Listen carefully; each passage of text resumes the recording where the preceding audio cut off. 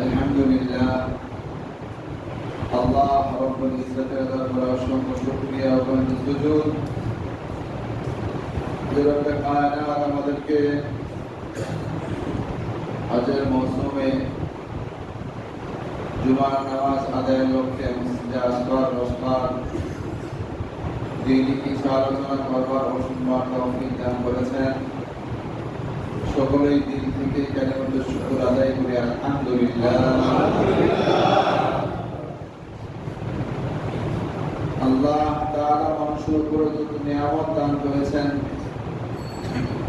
মানুষের পক্ষে এই নিয়ামতগুলো গণনা করাও সম্ভব না।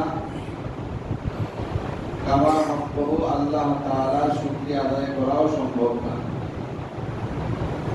এই জন্য মানুষের উচিত প্রত্যেকটা নিয়ামত সে অনুভূত হওয়ার পর প্রতিবার সে আল্লাহ তাআলার নিয়ামতের শুকরিয়া আদায় করবে,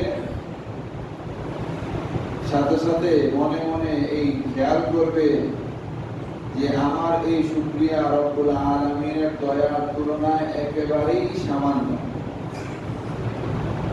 আমি যত শুকরিয়া আদায় করি জন্মের পর থেকে নিয়ে মৃত্যু পর্যন্ত সিজদায় পড়ে থাকলে এইটাও রব্বুল আলামিনের নিয়ামতের তুলনায় শুকরিয়া একেবারেই সামান্য। কথা ঠিক কিনা? এই জন্য সদা সর্বদা রব্বুল আলামিনের শুকরিয়া আদায় করা চাই। আল্লাহ আমাদের তৌফিক দান করেন। আমিন। হজ বিষয়ে আলোচনা চলতেছিল। রব্বুল আলামিন যে আয়াতে হজকে ফরজ করেছেন, এই আয়াতের শুরুতে বলেন ইন্না আউওয়ালা বাইতি উযিআ লিন-নাস, মানুষের জন্য সর্বপ্রথম যে ঘর নির্মাণ করা হয়েছে সেটা হলো মক্কায়। স্বাভাবিকভাবে আমরা ঈদের মৌসুমে সংবাদপত্রের শিরোনামে একটা কথা খুব বেশি দেখে থাকি, শুনে থাকি, সেটা হলো নারীর টানে সবাই আপন আপন বাড়ির দিকে ছুটছে। কি বলেন? বলে কিনা? এত ঝুঁকি নিয়ে মানুষ যায়, কারণ যদি জিজ্ঞেস করা হয় বললো যে এটা নারীর টান। কিসের টান? নারীর বলতে থেকে মূলের টান বোঝায়। কিসের টান? মানুষ মূলের দিকে যায়। আরবিতে একটা প্রবাদ বাক্য এবং সূত্র আছে, কুল্লু শাইইন ইয়াউদু ইলা আসলিহি, প্রত্যেকটা বস্তু তার আপনের দিকে ফিরে আসে, তার আসলের দিকে ফিরে যায়। এইটাই স্বাভাবিক।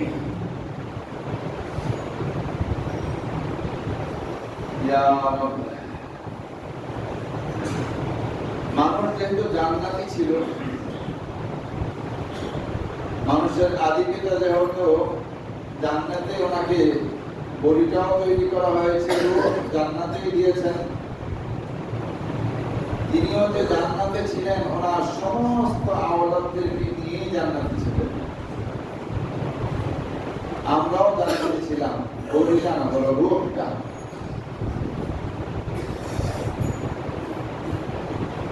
দ্বিতীয় বিষয় হলো ঘর।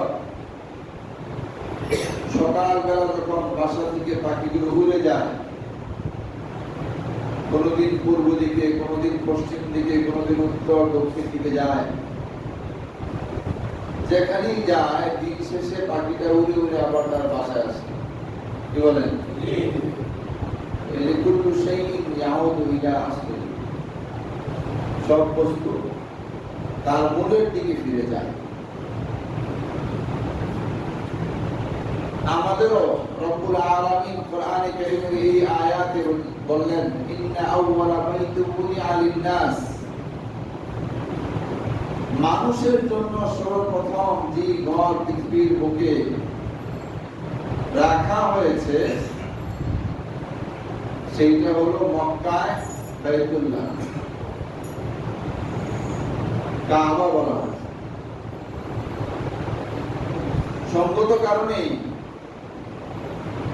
বেঈমান মুশরিক যদিও মানুষ হয়ে থাকে, তারপরেও তার দিলের একটা তামান্না থেকে বাইতুল্লাহ কাবাতে কি আছে একটু ঘুরে দেখে আসে।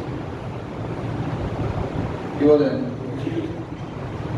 এই জন্য যদিও ইসলামী শরীয়তে কোনো কাফেরদের বাইতুল্লাহ প্রবেশ করার অনুমতি নাই, তারপরেও বিভিন্ন সময় আমরা শুনে থাকি, দেখে থাকি বিভিন্ন গুপ্তচরেরা, বিধর্মীরা ইহরামের কাপড় পরে মুসলমান পরিচয়ে পাসপোর্ট বানাইয়া ভিতরে প্রবেশ করে, কিন্তু রব্বুল আলামিন এদের কাপড় ধরাইয়া দেন। জানেন তো আপনারা? অনেক বিধর্মীরা কি আছে সেই বাইতুল্লাহ, কি আছে সেই কাবার প্রান্তরে, এই দিনের টানে তারাও যায়। লিবাসটা হাজী সাহেবের লিবাস ধরে পাসপোর্টটা মুসলমানের নামেই পাসপোর্ট বানায়, কিন্তু ওরা যেহেতু প্রকৃত মানুষ না, সেহেতু রব্বুল আলামিনের পক্ষ থেকে নিষেধ আছে, মানুষ না হয়ে এখানে আসা যাবে না। মানুষ না হয়ে সেখানে বুঝা গেল মানুষের একটা পরিচয় আছে। দুই হাত, দুই পা, এক নাক, দুই কান, দুই চক্ষু, এক মাথা, একটা বডি, এটার নাম বলো তো মানুষ না। এটার নাম বলো তো কিনা মানুষ না। এই জন্য এক কবি বলেন, গর্ব সুরত আদমি সাবুদে,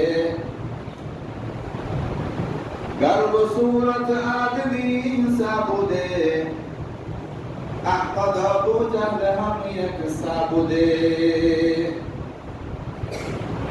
শুধু বডির দিকে লক্ষ্য করলেই, শরীরের দিকে লক্ষ্য করলেই যদি মানুষ করা হতো, তাহলে মুহাম্মদুর রাসূলুল্লাহ সাল্লাল্লাহু আলাইহি ওয়াসাল্লাম আর আবু জাহেল তো একই রকমের হয়ে যেত। কি বলেন? আবু জাহেলের যেমন দুই হাত, দুই পা, দুই চোখ, এরকম বডি সুন্দর ছিল, এরকমের আকৃতি তো মুহাম্মদুর রাসূলুল্লাহ সাল্লাল্লাহু আলাইহি ওয়াসাল্লাম ছিল। ওনার তো এরকম দুইটা চোখ ছিল, দুইটা হাত, দুই পা ছিল, বডিটা এরকম ছিল। এটা বুঝা গেল আকৃতিতে সে মানুষ হইলেও আসলে মানুষ না, সে অমানুষ। কি বলেন? অমানুষদের জন্য বাইতুল্লাহ না। কথা বুঝে আসছে? অমানুষদের জন্য বাইতুল্লাহ না। বাইতুল্লাহ কার জন্য? মানুষের জন্য। তাহলে মানুষ কারা? এই অবরোধের পরে যারা এই সাক্ষী দিবে, আশহাদু আল্লা ইলাহা ইল্লাল্লাহ ওয়া আশহাদু আন্না মুহাম্মাদার রাসূলুল্লাহ, এই সাক্ষী যে দিবে সে হলো মানুষ। কথা ঠিক আছে? এই জন্য মানুষের জন্য বাইতুল্লাহ, মানুষের জন্য বাইতুল্লাহ। ইন্না আউওয়ালা বাইতিন উযিআ লিন-নাস, মানুষের জন্য এই ঘরকে রাখা হয়েছে। ওদা মানে রাখা, স্থাপন করা।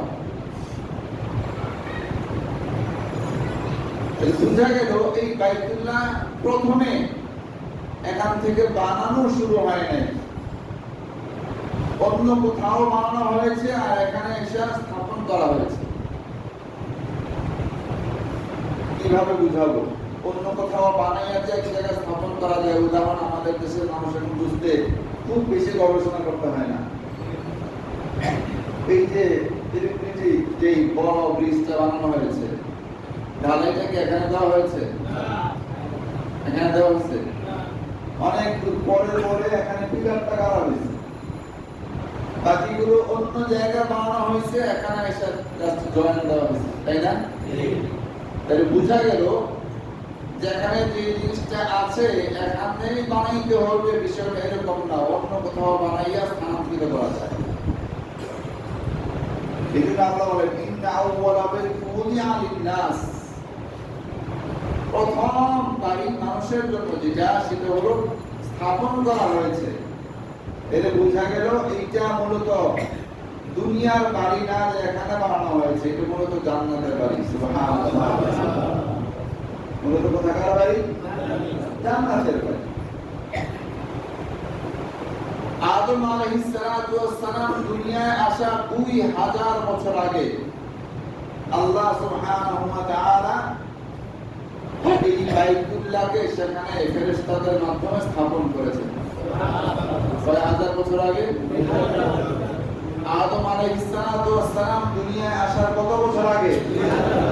2000 বছর আগে আল্লাহ সুবহানাহু ওয়া তাআলা বাইতুল্লাহটাকে সেখানে স্থাপন করেছেন। এটা রব্বুল আলামিনের কুদরতের বলির প্রকাশ। সেখানে গেলে মানুষের রূহের খোরাক পায়। খাবার দুই রকম, একটা হলো বডির খোরাক আর একটা হলো আত্মার খোরাক। আত্মার খোরাক পাইলে মানুষের ঈমান মজবুত হয়, আর শরীরের খোরাক পাইলে মানুষের বডিতে শক্তি হয়। কথা বুঝে আসছে? আত্মার খোরাক যখন মানুষ খায়, খোরাক পায়, তখন তার আত্মার মধ্যে ঈমানের মধ্যে শক্তি সঞ্চালিত হয়।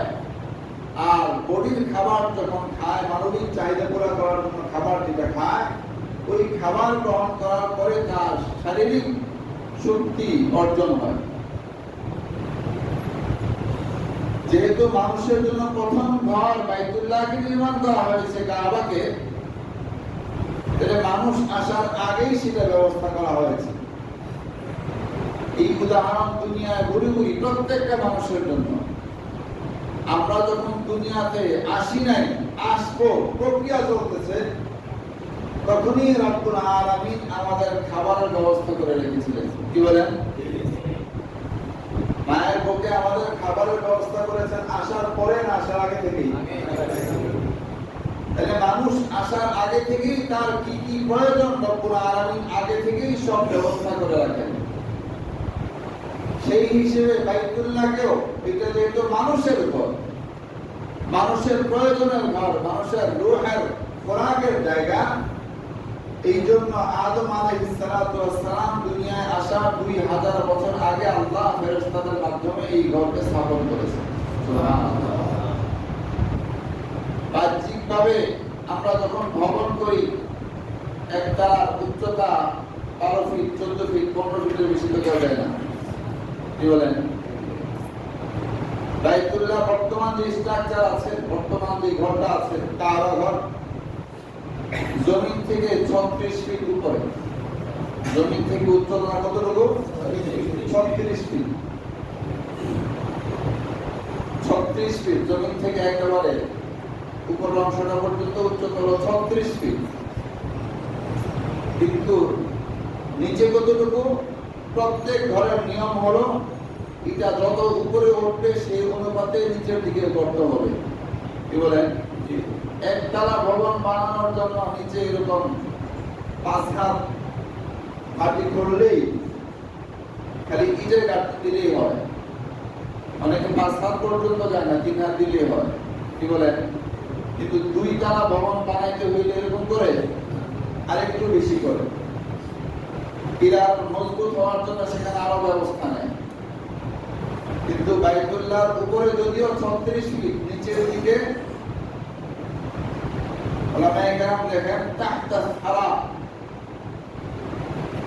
তাহতা সারা কিভাবে বুঝাবো?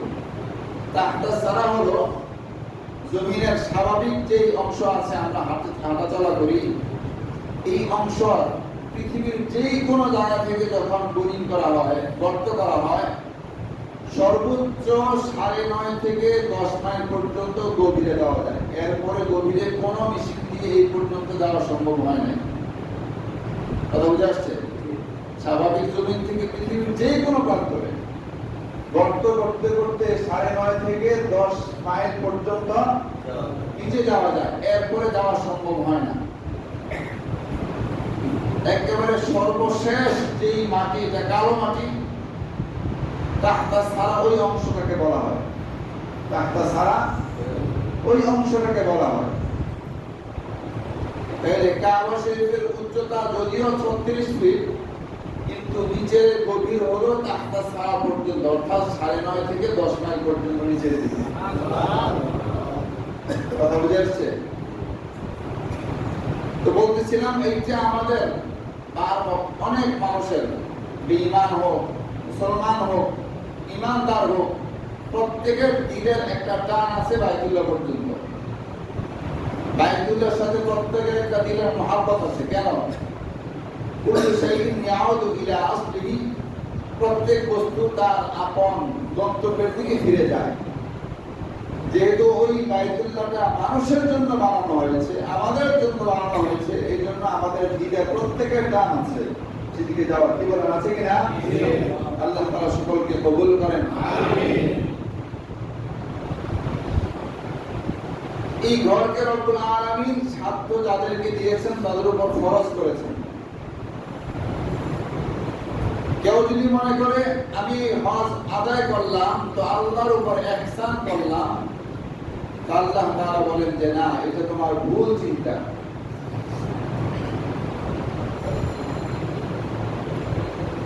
ওয়ালিল্লাহি আলান নাসি হিজ্জুল বাইতি মান ইসতাতা ইলাইহি সাবিলা ওয়া মান কাফারা ফাইন্নাল্লাহা গানিয়্যুন আনিল আলামিন। যদি কেউ এই বাইতুল্লাহর হজ না করে, এই বাইতুল্লাহর হজ করবে না, এরকম সিদ্ধান্ত নেয়, তো আল্লাহ তাআলা বলেন এতে আমার কোনো লস নাই, এতে আমার কোনো কি নাই। ওমান কাফারা ফাইন্নাল্লাহা গানিয়্যুন আনিল আলামিন। আল্লাহ তাআলা বিশ্ব জগতের সকল মাখলুকাত থেকে অমুখাপেক্ষী, বিশ্ব জগতের সকল মাখলুকাত থেকে। বাইতুল্লাহ বানানোর লগ্ন থেকে নিয়ে শুরু লগ্ন থেকে কিয়ামত পর্যন্ত কোন মানুষ যদি এই বাইতুল্লাহর হজ উমরা না করে, যে আল্লাহ তাআলার কোনো কি নাই, লস নাই। আল্লাহ তাআলার কোনো কি নাই, লস নাই। না ওনার ইলাহিয়তের মধ্যে কোনো লস হবে, না ওনার প্রশংসা করতে গিয়ে কোনো লস হবে, বরং প্রত্যেকে গিয়ে এই কথাই বলে লাব্বাইক আল্লাহুম্মা লাব্বাইক, আল্লাহ আমি আসছি। কি কার প্রয়োজনে আসছি? আমি আমার প্রয়োজনে আসছি। লাব্বাইক আল্লাহুম্মা লাব্বাইক, লাব্বাইক লা শারীকা লাক লাব্বাইক। আল্লাহ আপনার সাথে কোনো শরীক নেই, আমি কিন্তু আসছি, হাজির, আমি হাজির।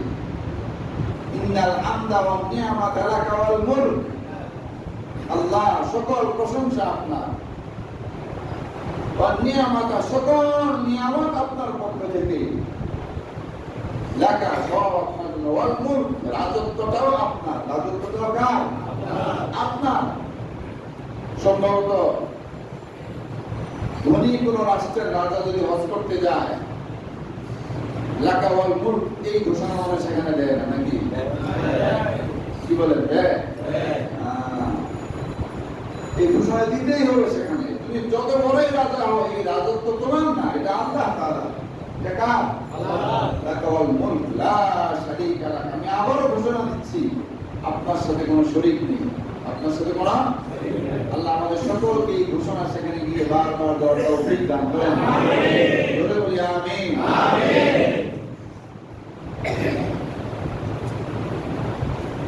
আরেকটা বিষয় হলো এই যে সেখানে ঘোষণা দেওয়া, আল্লাহর বরকতের ঘোষণা দেওয়া, এইটা দিয়ে নিজেকে সব সময় কমজোর মনে করে প্রত্যেকে। এই কথা বলে না যে আমি দিয়ে আল্লাহকে বড় বানায় ফেলেছি, বরং এই ঘোষণা সেখানে দিয়ে যদি আমার এই ডাক কবুল হয়ে যায়, তাহলে আমি আমাকে বাঁচাইলাম জাহান্নাম থেকে, আমি জান্নাতের পথে নিজেকে এক ধাপ এগিয়ে নিয়ে গেলাম। আরেকটা বিষয় দেখেন, দুনিয়ার পোশাকের মধ্যে এখানে কত রকমের পোশাক আছে, আছে কিনা? হ্যাঁ, লাল, সবুজ, কালো, নীল, অনেক রকমের পোশাক আছে, ছোট বড়। কিন্তু ওখানে রব্বুল আলামিন যাদেরকে নিয়ে যান, প্রত্যেকের পোশাক একই রকম, প্রত্যেকের পোশাক একই রকম পোশাক। একজনেরটা 9 হাত লম্বা, আরেকজনেরটা 3 হাত খাটো, এরকম নাকি? লম্বাও একই রকম, কালারও একই রকম। কিসের রাজা আর কিসের প্রজা, কিসের ধনী আর কিসের গরিব, কিসের শিক্ষিত আর কিসের অশিক্ষিত, প্রত্যেকের জবানে একই কালিমা উচ্চারিত হয়, প্রত্যেকের পরনে একই রকমের পোশাক পরিহিত হয়, প্রত্যেকের চাহিদা একটা হয়, আল্লাহ আমাকে আপনি মাফ করে দেন, আমিন বলুন। প্রত্যেকের চাহিদা একটাই, আল্লাহ আমাকে আপনি মাফ করে দেন, আমাকে আপনি মাফ করে দেন। তাহলে বুঝা গেল এই হজ শুধুমাত্র আল্লাহর জন্য হইতে হবে। আমাদের এই উপমহাদেশের বাংলাদেশ, ভারত, পাকিস্তান, ভুটান সহ উপমহাদেশের এই এলাকার মানুষ ছাড়া পৃথিবীর অন্য কোন দেশে মানুষ হজ করার পরে নাম শুরুতে হাজি দেখে না। কথা বলেন না? শুধু এই প্রবণতাটা আমাদের এই অঞ্চলে আছে। পৃথিবীর অন্য কোথাও হজ করার পরে নামাজ শুরুতে কি লেখা না?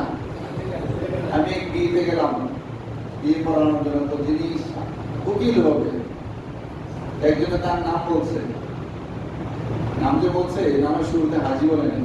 কি বলে নেন? তো উনি ওনার নামটা বোঝানোর জন্য, হুজুর আমি কিন্তু এত সালে গেছিলাম প্রথম হজে, এত সালে দ্বিতীয়বার গেছি, সর্বশেষ এত সালে হজে গেছিলাম। বুঝছেন? বুঝছেন তো কি বুঝেছে? তার মানে নামের শুরুতে কি লিখতে হবে? কি লিখতে হবে? হাজি লিখতে হবে। আর যদি হাজি সাহেবের নামের শুরুতে হাজি না লেখে তাইলে তো চেহারা গোমরা হয়ে যান, কালো হয়ে যান। বুঝা গেল এই হজ কার জন্য হয় নাই? বলেন, কার জন্য হয় নাই? এই হজ হয়েছে কার জন্য? মানুষের জন্য। মানুষ আমাকে হাজি বলবে, নামের শুরুতে হাজি লিখতে হবে। নামের শুরুতে কি হবে? হাজি লিখতে হবে। এটা জানা হয় ওয়ালিল্লাহি আলান নাস হিজ্জুল বাইত। মানুষের জন্য যে এই ঘরকে হজ ফরজ করা হয়েছে মানুষের উপর, এটা কেবলমাত্র কার জন্য? আল্লাহর জন্য। এজন্য আমরা যারা যাব আগে নিয়তকে সহি করব একমাত্র আল্লাহর জন্য। একমাত্র কার জন্য? আল্লাহর জন্য। নিজের নামের শুরুতে কখনো হাজি লিখব না। ঠিক আছে ইনশাআল্লাহ? বলেন না ইনশাআল্লাহ? ইনশাআল্লাহ। অন্য কেউ লেখো, আপত্তি নেই, কিন্তু আমি আমার নামের শুরুতে হাজি লিখব না। পারবো তো ইনশাআল্লাহ? সবাই বলি ইনশাআল্লাহ। আমি যদি আমার নামের শুরুতে হাজি লিখি তাহলে তো রূপকতা হয়ে গেল, রূপ দেখানোর জন্য হয়ে গেল। মানুষ আমাকে বলো, হাজি সাহেব বলো, আলহাজ বলো, আলাদা বলো, কিন্তু আমি লিখবো না। আমি নিজের পরিচয় দিতে গিয়ে আরেকজনের কাছে হাজি মোহাম্মদ এরকম বলবো না। ঠিক আছে ইনশাআল্লাহ? ইনশাআল্লাহ? আল্লাহ তাআলা তৌফিক দান করেন।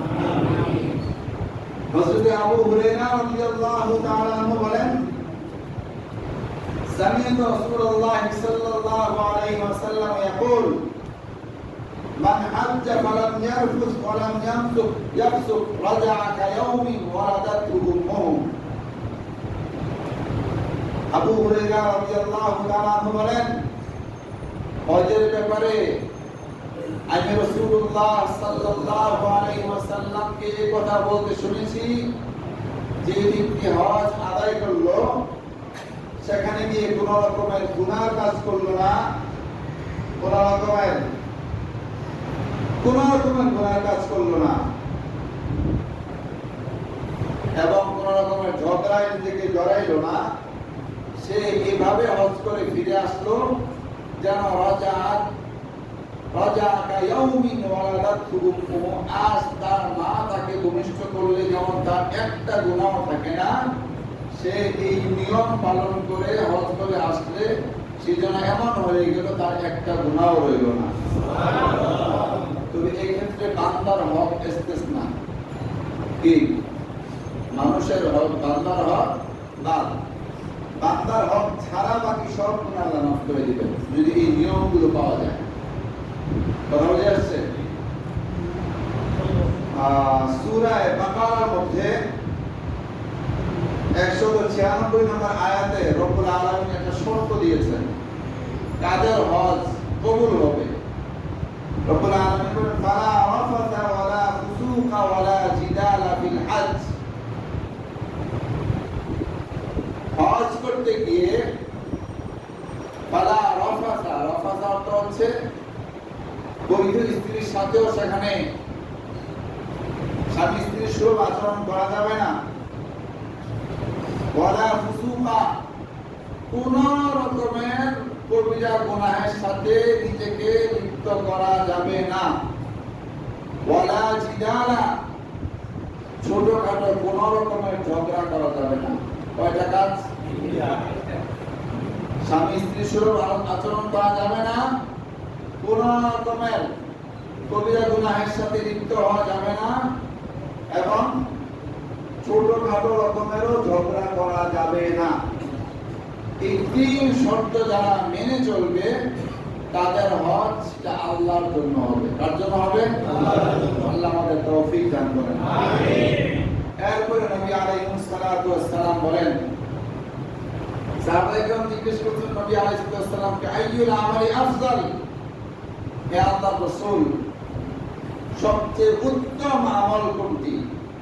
নবী আলাইহিস সালাতু ওয়াস সালাম বলেন, আল ঈমানু বিল্লাহি ওয়া রাসূলিহি।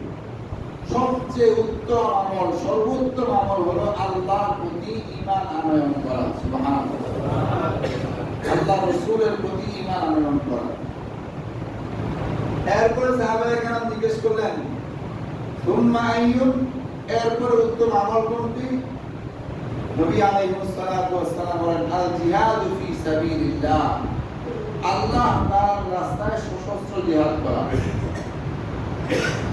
এরপরে সাহাবায়ে-কেরাম জিজ্ঞেস করলেন, সুম্মা আইয়ুন ইয়া রাসূলুল্লাহ? হে আল্লাহর রাসূল, এরপরে সবচেয়ে উত্তম আমল কোনটি? নবী আলাইহিস সালাতু ওয়াস সালাম ইরশাদ করেন, আল হজ্জুল মাবরুর। সেটা হচ্ছে হজ্জে মাবরুর। হজ্জে মাবরুর কাকে বলে আগেই বলেছি। এই তিন গুনাহ যে হজের মধ্যে পাওয়া যাবে না, ওই হজকে হজ্জে মাবরুর বলা হয়। এরকম হজ যদি কেউ করে, নবী আলাইহিস সালাতু ওয়াস সালাম ইরশাদ করেন, লাইসা আল হজ্জুল মাবরুর লাইসা লাহু জাযাউন ইল্লা জান্নাহ। কেউ যদি হজ মাবরুর করে, এর বিনিময় শুধুমাত্র সে জান্নাতের অধিবাসী হওয়া ছাড়া আর কোনো পুরস্কার হতে পারে না। সুবহানাল্লাহ। তাহলে হজ মাবরুরের পুরস্কার একমাত্র কি? জান্নাতি হওয়া। কি হওয়া? জান্নাতি হওয়া। সে জান্নাতের উপযুক্ত হয়ে গেল। এবার যারা হজে যাবেন, ওনাদের ব্যাপারে তিনটা কথা, মানে ওখানে গিয়ে আপনি তিনটা দোয়া করবেন। কয়টা দোয়া? বলেন না, কয়টা? এক নাম্বার দোয়া হলো, আল্লাহ আমি আসি নাই, আপনি আমাকে আনাইছেন। বুঝলেন নাই? কি বলবেন? আমি আসি নাই, আপনি আমাকে আনাইছেন। দ্বিতীয় নাম্বার কথা, আল্লাহ হজের আমলগুলো আপনি আমার দ্বারা যথাযথভাবে করাই আনেন। হজের আমলগুলো আপনি আমার দ্বারা যথাযথভাবে করাই আনেন। আল্লাহ যদি কারোর দ্বারা না করান, তার পক্ষে হজের আমল করা সম্ভব না। অনেক উদাহরণ আছে, অনেক উদাহরণ আছে। সুঠাম দেহের অধিকারী, শক্তি অনেক, মাশাআল্লাহ ভালো, কিন্তু হজের আমল করতে গিয়ে ভুলে যায়। যাওয়ার পরে চক্কর কাটাচ্ছে ভুলে গেছে, পাথর মারা নিক্ষেপ করছে ভুলে গেছে, কোথায় গিয়ে আমল করছে ভুলে গেছে। এরকম হয়। তাহলে ভুলে গেছেন কে? আল্লাহ। তার দ্বারা আল্লাহ আমলটা করান না। তাহলে দ্বিতীয় কথা, আল্লাহকে বলতে হবে, আল্লাহ প্রথম কথা আপনি আনাইছেন, আমি আসি নাই, আপনি আনাইছেন। দ্বিতীয় নাম্বার কথা হলো, আল্লাহ আপনি হজের সকল আমল আমার দ্বারা করায় নেন। তৃতীয় নাম্বার কথা হলো, আল্লাহ আপনি যা আমল করাবেন সবগুলো আপনি কবুল করিয়েন। কথা বুঝে আসছে? সহজ কথা। আবার বলছি, আল্লাহ আমি আসি নাই, আপনি আমাকে আনাইছেন। দ্বিতীয়ত, আল্লাহ আপনি আনাইছেন, কিন্তু হজের সকল আমল আমার দ্বারা আপনি করেন। তিন নম্বর কথা হলো, আপনি যত আমল করাবেন সবগুলো আপনি কবুল করিয়েন। তারপরে ইনশাআল্লাহ আল্লাহ সুবহানাহু ওয়া তাআলা এই পদ্ধতি অবলম্বন করে এই বিষয়গুলো খেয়াল রেখে আমাদের হজগুলো পালন করা তৌফিক দান করেন। আমিন। সুবহানাকাল্লাহুম্মা ওয়া বিহামদিকা, লা ইলাহা ইল্লা আনতা, আস্তাগফিরুকা ওয়া আতুবু